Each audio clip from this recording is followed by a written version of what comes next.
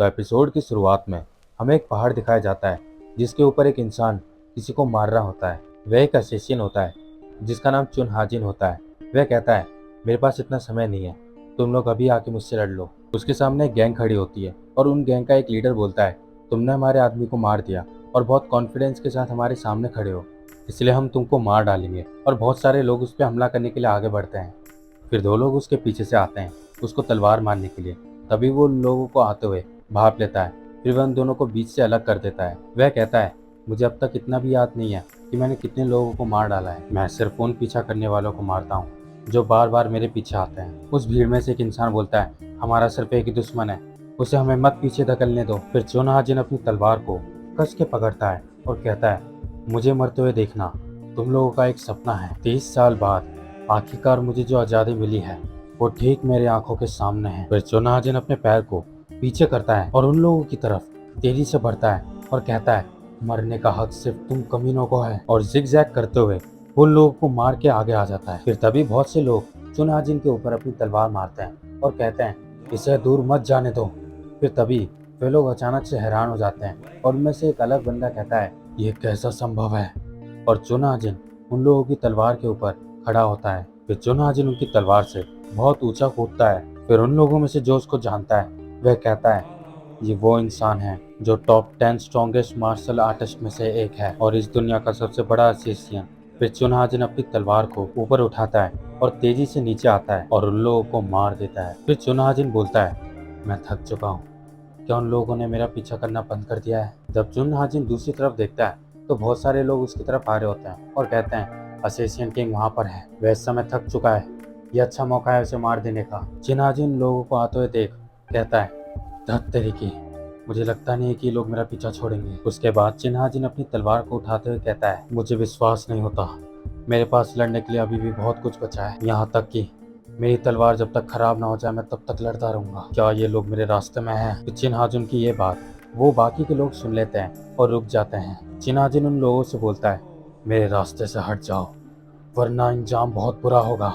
फिर चुन हाजिन अपना मूव यूज करता है जिससे वो अपने आसपास के सभी लोगों को मार देता है। फिर हमें रात का टाइम दिखाते हैं जहाँ पे चुन हाजिन अपनी तलवार को लेके जा रहा होता है और उसके पीछे काफी ज्यादा लोग मरे हुए होते हैं जिनको चुन हाजिन ने मारा होता है। फिर चुन हाजिन अपने मुंह से मांस निकालते हैं और गहरी सांस लेने लगते हैं और अपने पेट में गड़े हुए चाकू को बाहर निकालकर वो अपने मन में कहते हैं, मैंने अपना जीवन उन कमीनों के साथ एक कुत्ते की तरह लगा दिया। धत तेरी की, उन लोगों ने मुझ पे जो रस्सी बांधी हुई थी, आखिरकार मैं उन रस्सियों से आजाद हुआ। डैम इट, इसे पकड़ लो चुन हाजिन। फिर चुन हाजिन अपनी स्वॉर्ड को पकड़ लेते हैं और आगे चलते हुए कहते हैं, मैं लगभग पहुंच ही चुका हूँ, थोड़ा सा और, बस थोड़ा सा और। वह गांव की एक सीक्रेट जगह जा रहे होते हैं जहाँ पे अमृत छुपा हुआ होता है।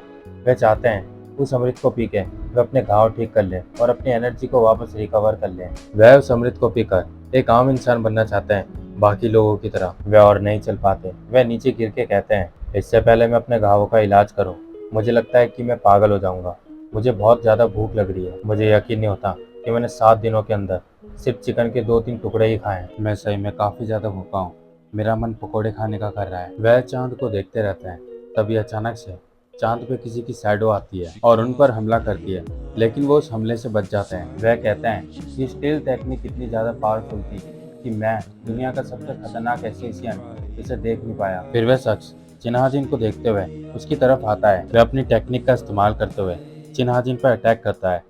एक मास्टर प्रोवस इतना तो स्ट्रॉन्ग है कि वो पूरे जंगल को काट के रखे। वह शख्स अचानक से हैरान हो जाता है। जब वो पीछे मुड़ के देखता है तो चुन हाजिन उसके पीछे खड़े होते हैं और ये बात कह रहे होते हैं, ये व्यक्ति पक्का सबसे ताकतवर असेसिन होगा साउथ की तरफ से। चुन हाजिन उससे बोलते हैं, डेथ लॉर्ड, मैं अच्छी तरीके से जानता हूँ कि राइट एज हेवनली एलियंस मेरे पीछे क्यों हैं, लेकिन मुझे ये उम्मीद नहीं थी कि स्टील ब्लड फॉरेस्ट के किंग 8 मेंबर्स के साथ और तुम इसमें कदम रखोगे। क्या तुम्हें सही में ऐसा लगता है कि मुरीम तुमको अपने शिष्य के रूप में स्वीकार करेगा? यदि तुम ऐसे व्यक्ति को मार देते हो जो सैकड़ों मार्शल मास्टर्स से लड़के थक चुका है, क्या तब भी तुम उसके सामने जीत पाओगे? यकीन करो, अगर तुम यहाँ से नहीं गए तो मैं तुम्हें यहीं पे टुकड़ों में बांट दूंगा। फिर वह शख्स चुन हाजिन की ये बात सुन के काफ़ी ज़्यादा गुस्से में आ जाता है और चुन हाजिन पर हमला करने के लिए आगे बढ़ता है और चुन हाजिन भी उसकी तरफ आगे बढ़ते हैं। फिर उन दोनों की तलवारें टकराती है और चुन हाजिन उससे दूर हो जाते हैं और उसके मुंह से खून निकल रहे होते हैं। और वह मर के नीचे गिर जाता है। फिर चिन हाजिन चैन की सांस लेते हैं और बोलते हैं, अगर तुमने शो देख लिया है तो तुम बाहर आ सकते हो। फिर उस जंगल की झाड़ी से एक लेडी आती है, जिसे देख के चिन हाजिन काफी ज्यादा डर जाते हैं और कहते हैं, सीक्रेट डीमन क्वीन, तुम यहाँ।